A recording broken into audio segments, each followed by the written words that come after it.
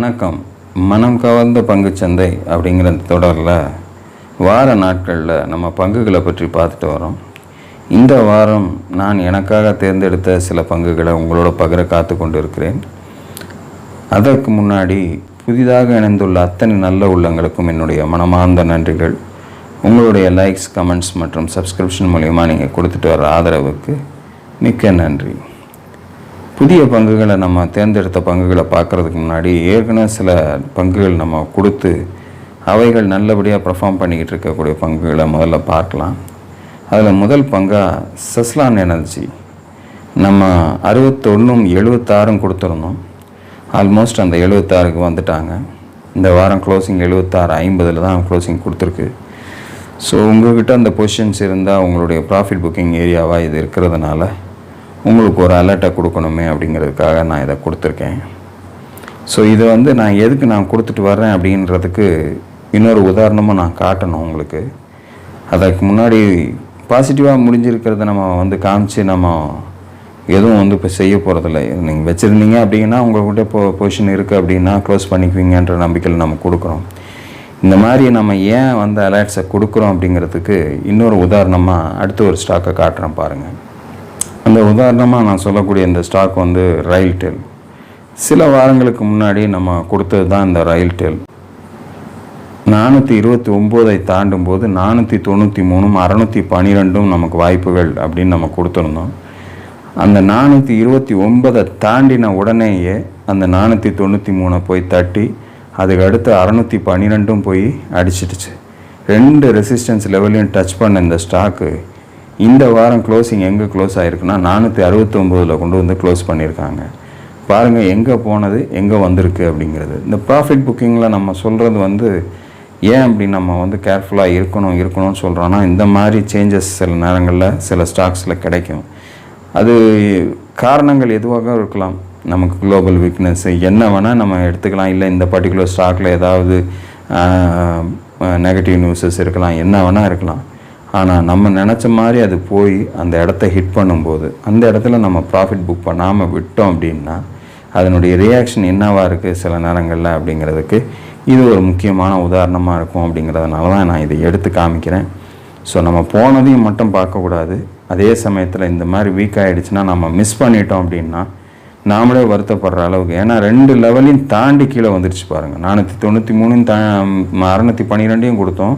2ஐயும் மேலே போய் டச் பண்ணிவிட்டு மறுபடியும் அந்த 493 கீழே இந்த வாரம் க்ளோசிங் இருக்குது அப்படிங்கிறது எவ்வளோ பெரிய ஒரு மோசமான நிலைமை.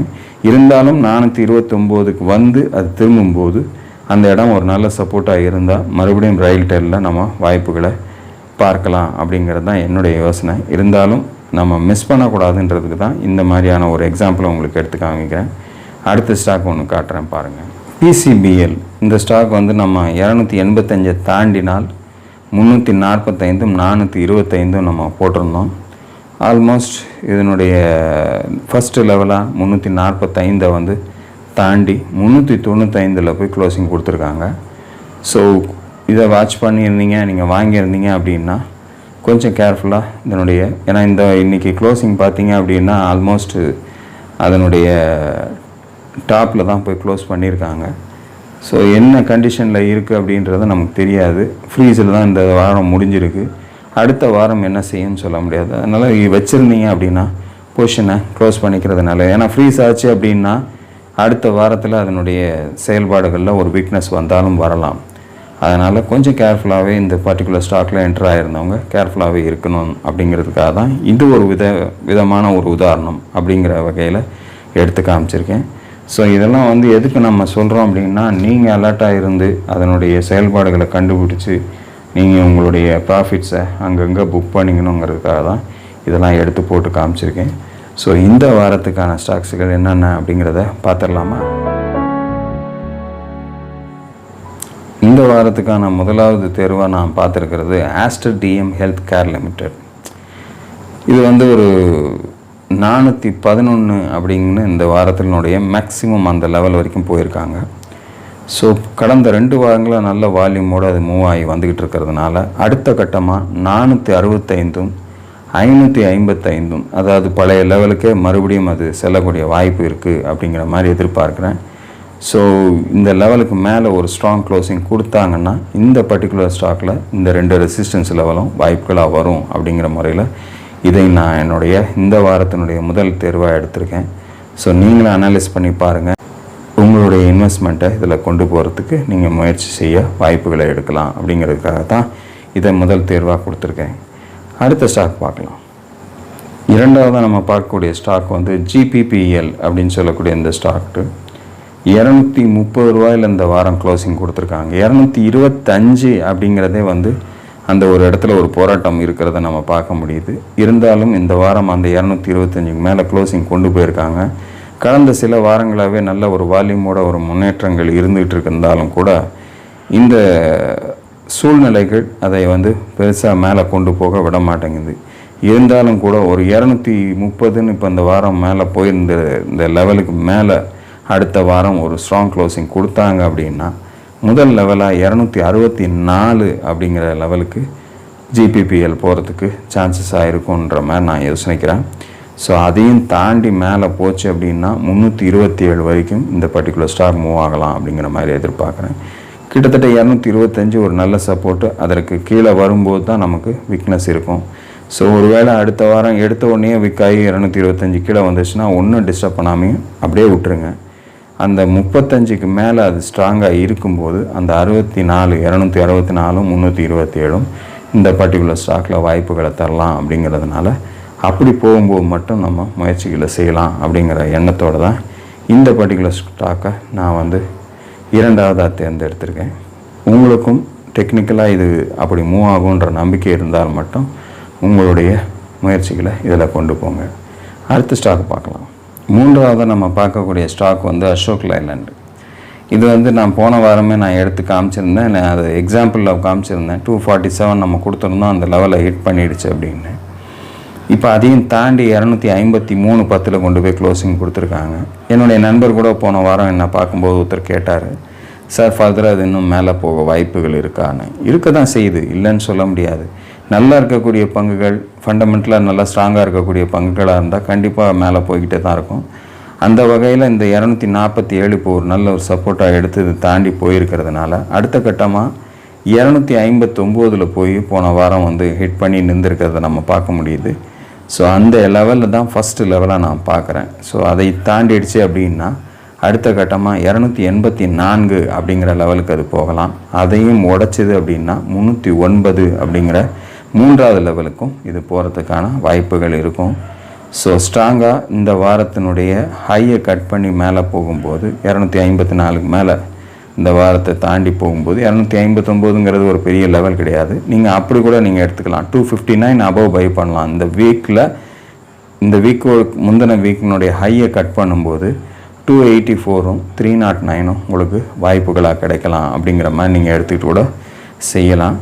ஸோ கீழே சப்போர்ட் ஏரியாஸை தாண்டி கீழே வரும்போது வெயிட் பண்ணி ஒருவேளை அந்த 226 கிட்ட வந்து ஒரு சப்போர்ட் எடுத்துச்சு அப்படின்னா அப்போது உங்களுடைய இன்வெஸ்ட்மெண்ட்டை கொண்டு போகலாம். எந்த பக்கம் உங்களுக்கு வாய்ப்பை சரியாக தருதுங்கிறத வெயிட் பண்ணி இருந்து செய்கிறது நல்லது. இது என்னுடைய மூணாவது தேர்வு. அடுத்த ஸ்டாக் பார்க்கலாம். நான்காவதாக நம்ம பார்க்கக்கூடிய ஸ்டாக் வந்து கேனரா பேங்க். 110 க்ளோசிங் கொடுத்துருக்கு. 119க்கு மேலே அது மேலே போகும்போது ஒரு ஸ்ட்ராங்காக போகும்னு எதிர்பார்த்தேன். பட் அது பெர்ஃபார்ம் பண்ணலை. இது என்ன பண்ணியிருக்கு அப்படின்னா நம்முடைய சப்போர்ட் ஏரியாவை திங்க் பண்ணக்கூடிய 106 நெருங்கி வந்துட்டாங்க. ஸோ அந்த 106 சப்போர்ட்டாக வச்சுக்கிட்டு இது திரும்பிச்சு அப்படின்னா இங்கேருந்து திரும்பும்போது டைரெக்டாகவே வந்து அடுத்த கட்டமாக 139 நோக்கி போகிறதுக்கு ஒரு சான்சஸ் இருக்கும் அப்படின்னு எதிர்பார்க்குறேன். கேனரா பேங்க் வந்து 106 ஒரு சப்போர்ட் ஏரியாவை எடுத்துக்கிட்டு இங்கேருந்து திரும்பும்போது 139 அடுத்த கட்டமாக நமக்கு வர்றதுக்கு சான்சஸாக இருக்கும் அப்படிங்கிற மாதிரி எதிர்பார்க்குறேன். அதையும் தாண்டிச்சு அப்படின்னா 159 அடுத்த கட்டமாக வரலாம் அப்படிங்கிற மாதிரி பார்க்குறேன். நீங்களே பார்த்தீங்கன்னா தெரியும், கிட்டத்தட்ட இந்த 106 கீழே ஒரு க்ளோசிங் கூட கிடைக்கல. அப்படி கிடச்சிருச்சு அப்படின்னா இந்த பர்டிகுலர் ஸ்டாக்கில் நம்ம டச் பண்ணாமல் இருக்கிறது நல்லது. ஆனால் இந்த சப்போர்ட்டை ஸ்ட்ராங்காக எடுத்துக்கிட்டது திரும்பிச்சு அப்படின்னா நமக்கு 139ம் 159ம் அடுத்தடுத்த ரெசிஸ்டன்ஸுக்களாக வர வாய்ப்புகள் இருக்கும் அப்படிங்கிற மாதிரி நான் எதிர்பார்க்கேன். ஸோ இந்த சப்போர்ட் ஏரியாவை பயன்படுத்தி ஒரு லாங் டேர்ம் பர்பஸாக கூட நம்ம பை பண்ணலாம். ஒன்றும் தப்பு கிடையாது. இதெல்லாம் நமக்கு ஒன்றும் பெரிய பயப்படுற அளவுக்கு இருக்கக்கூடிய ஸ்டாக்ஸுகள் கிடையாது. தற்சமய நிலவர பிரகாரம் ஸோ அதனால் ஃபண்டமெண்டலாகவும் பார்க்கும்போதும் இந்த லெவலில் நம்ம பை பண்ணுறது கனரா பேங்க்கில் ஒன்றும் இல்லைங்கிறதுனால தான் இது ஏற்கனவே சொல்லியிருக்கேன். பட் இருந்தாலும் அந்த லெவலை தாண்டி அது போகாமல் மீண்டும் அதை அடுத்த சப்போர்ட்டாக வந்திருக்கிறதுனால இந்த பர்டிகுலர் ஸ்டாக்கை நான் மீண்டும் உங்களுக்கு ஒரு நினைவூட்டணும் அப்படிங்கிற மாதிரி இதை 4வதாக நான் என்னுடைய தேர்வில் வச்சுருக்கேன். ஸோ இந்த இடத்துலேருந்து நம்ம போகிறதுக்கு வாய்ப்பு எடுக்குமா அப்படிங்கிறத பார்ப்போம். அடுத்த ஸ்டாக் பார்க்கலாம். 5வதாக நம்ம பார்க்கக்கூடிய ஸ்டாக் வந்து ஐடிபிஐ பேங்க். இதற்கு முன்னாடியே ஒரு வாரத்துக்கு முந்தின வாரம் நல்ல ஒரு ஸ்ட்ராங் பிரேக் அவுட்டை கொடுத்து அது மேலே போயிருக்கிறது. அதாவது இந்த 99ன்ற லெவலை தாண்டி நின்றுச்சு. இருந்தாலும் கூட குளோபல் வீக்னஸ் காரணமாக இந்த 2 வாரங்களும் இறங்கி வந்து ஆல்மோஸ்ட் இந்த வாரம் ஒரு பெரிய செயல்பாடே இல்லாமல் ஒரு டாட்டில் நிறுத்தியிருக்கிறத நம்ம பார்க்க முடியுது. இன்கேஸ் இந்த 99ஐ அடுத்த வரக்கூடிய வாரத்தில் அது சஸ்டெயின் பண்ணி மேலே கடந்து போயிடுச்சு அப்படின்னா மீண்டும் அது மேல் நோக்கி செல்கிறதுக்கு தன்னை தயார்படுத்திக்கிச்சுன்னு அர்த்தம். ஸோ அப்படி வரும்போது ஐடிபிஐ பேங்க்கினுடைய ஃபஸ்ட்டு ரெசிஸ்டன்ஸாக 113 அப்படிங்கிறது தான் நான் எதிர்பார்க்குறேன். அதையும் தாண்டி ஒரு ஸ்ட்ராங் க்ளோசிங் கொடுத்தாங்கன்னா 136 அப்படிங்கிற அடுத்த கட்டத்துக்கு போகிறதுக்கு ஐடிபிஐ பேங்க்கில் சான்சஸாக இருக்கும். ஸோ 99க்கு மேலே ஒரு வலிமையான ஒரு க்ளோசிங் கொடுத்தாங்கன்னா மட்டும் நம்ம இந்த பர்டிகுலர் ஸ்டாக்கில் 113 136 நமக்கு வாய்ப்புகளை தரும் அப்படின்ற நம்பிக்கையில் இந்த பர்டிகுலர் ஸ்டாக்கில் நம்ம இன்வெஸ்ட் பண்ணுறதுக்கு முயற்சி செய்யலாம். எல்லாமே வந்து ஒரு கணிப்பு தான், எதுவும் வந்து உத்தரவாதமான விஷயங்கள் எதுவுமே கிடையாது. நம்ம இப்படி வர வாய்ப்புகள் இருக்குது அப்படிங்கிற மாதிரியான முறையில் ஒரு பிஸ்னஸாக நம்ம பிளான் பண்ணி செய்கிறோம். கஸ்டமர் இப்படி வருவாங்க, அதாவது நம்ம ஒரு கடையை நடத்துகிறோம்னு வச்சுக்கோங்க. அந்த கடையில் நம்ம ஒரு பொருளை வாங்கி வைக்கிறோம்னா எந்த மாதிரி நம்ம கஸ்டமர்ஸ் வர்றாங்க அப்படிங்கிறத பார்த்து அதுக்கு தகுந்த மாதிரி எந்த பொருள் அதிகம் விற்குமோ அது அதிகமாகவும், குறைவாக விற்கக்கூடிய பொருளை குறைவாகவும் வாங்கி விற்கிறாங்களா, அந்த மாதிரி நம்ம இந்த பிஸ்னஸை அப்படி தான் நம்ம பார்க்கணும். எப்படி வாய்ப்புகள் கிடைக்குமோ அந்த வாய்ப்புகளை சரியாக பயன்படுத்துறதுக்கு என்னென்ன வழிகள் இருக்கோ அதையெல்லாம் சிறுக சிறுக நம்ம சேர்த்து அதை சரியாக செஞ்சுட்டு வந்தோம்னாலே நமக்கு கிடைக்கக்கூடிய லாபம் தொடர்ந்து கிடைத்து கொண்டே இருக்கும் அப்படிங்கிற ஒரு நம்பிக்கையோடு நான் இதை செஞ்சிகிட்ருக்கேன். உங்களுக்கும் அதை வந்து எடுத்து கொடுத்துக்கிட்ருக்கேன். நீங்களும் வந்து அதை பார்க்குறீங்க. பார்த்த சமயத்தில் உங்களுக்கும் அதில் திருப்தி ஏற்படும் போது உங்களுடைய நல்ல மனதோடு நீங்கள் சில நேரங்களில் கமெண்ட்டில் எனக்கு நன்றியை சொல்லும்போது அது எனக்கு ஒரு மிகப்பெரிய திருப்தியை கொடுக்குது. தொடர்ந்து உங்களுக்கு இது போன்ற பணிகளை தொடர்ந்து செய்கிறதுக்கு எனக்கு ஒரு ஆதரவாகவும் இருக்குது அப்படிங்கிற நம்பிக்கையோடு நான் இருந்துக்கிட்டு இருக்கேன். தொடர்ந்து வரக்கூடிய வாரங்களில் இதே மாதிரியான வீடியோவோட உங்களை நான் தொடர்ந்து சந்திக்கிறேன். அதுவரை நன்றி, வணக்கம்.